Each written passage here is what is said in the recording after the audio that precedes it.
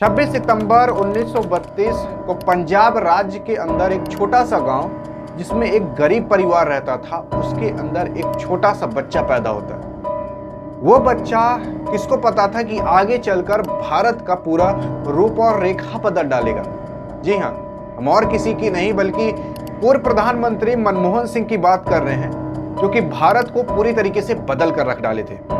आप किसी के मुंह से ये नहीं सुने होंगे कि भाई मनमोहन सिंह खराब प्रधानमंत्री था। आखिरकार इनकी जो विपक्षी पार्टी थी वो भी आज तक इनकी तारीफ करने पर चूकती नहीं है, कोई संदेह नहीं रहता। लेकिन काफी सारे ऐसे लोग हैं जो कि कहते हैं कि ये प्रधानमंत्री तो कुछ बोलता ही नहीं था, तो काम क्या करवाया होगा। अगर मैं इनकी कामयाबी की सीढ़ियां पर आपको चढ़ाने लग जाऊं ना, तो सीढ़ी खत्म नहीं होगी, हम भले खत्म हो जाएंगे। तो आखिरकार पंजाब शहर से लेकर एम्स अस्पताल के अंदर तक का ये सफर कैसा रहा इनका, आइए चलिए सफर तय करते हैं। तो मनमोहन सिंह जन्म होता है इनका पंजाब शहर के अंदर 1932 में और मृत्यु होती है 26 दिसंबर 2024 में। 92 साल के हो गए थे। इनकी तबीयत काफी ज्यादा खराब कुछ समय से चल ही रही थी और रातों रात ही डॉक्टर ने कहा कि अब इनको अस्पताल ले जाना पड़ेगा।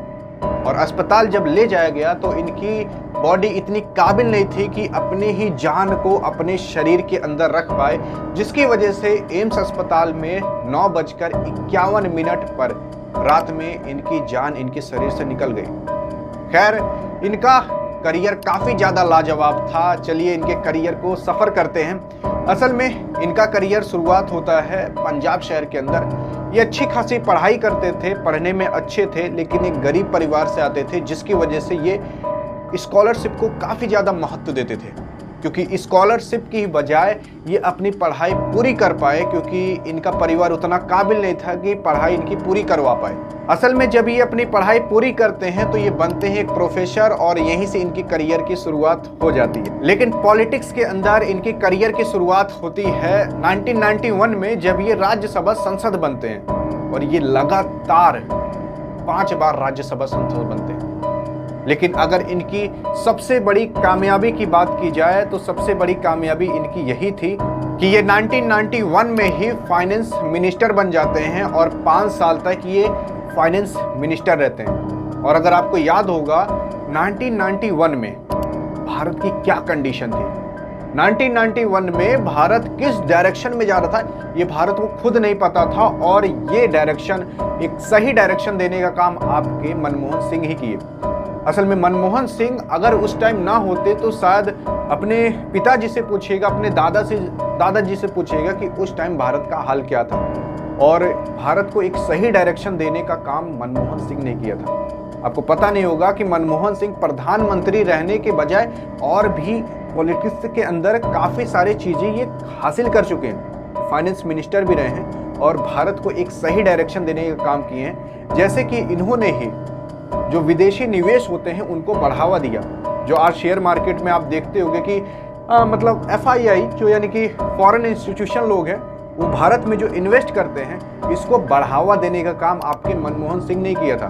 फिर पॉलिटिक्स के ही अंदर करियर धीरे धीरे बीतता चला जाता है और फिर आता है 22 मई 2004, जिस दिन ये अपना कार्यकाल ज्वाइन करते हैं प्रधानमंत्री का। असल में आपके जो मनमोहन सिंह हैं वो भारत के 2 बार प्रधानमंत्री रह चुके हैं, 2004 से लेकर 2009 तक, और 2009 में भी 22 मई को ये वापस प्रधानमंत्री बनते हैं।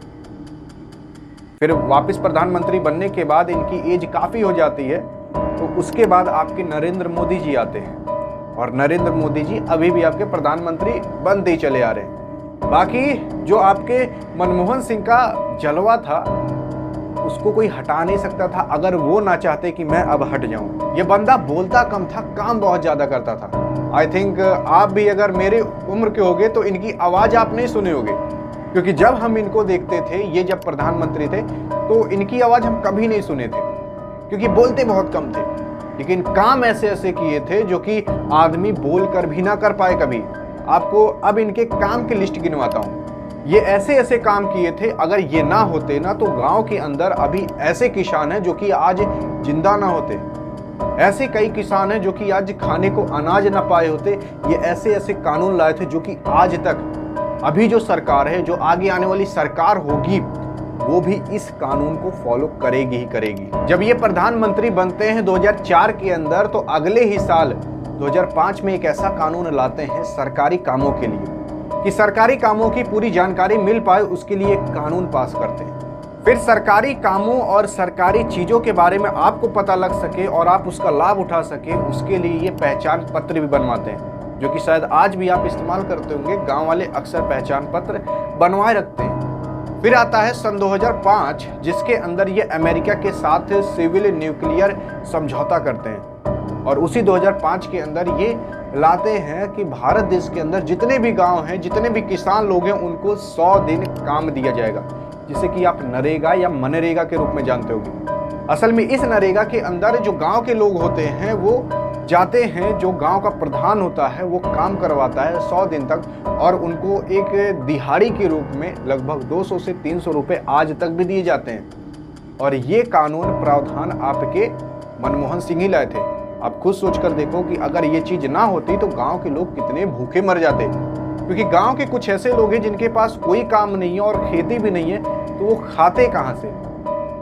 इन्हीं की देन थी कि 100 दिन जो काम मिलता है गांव के अंदर, वो इन्हीं की कानून की वजह से मिलता है। और फिर आता है सन 2008, जिसके अंदर भारत ऐसी परिस्थिति में जा चुका था जिससे निकालना काफ़ी ज़्यादा मुश्किल था, खासकर किसानों को।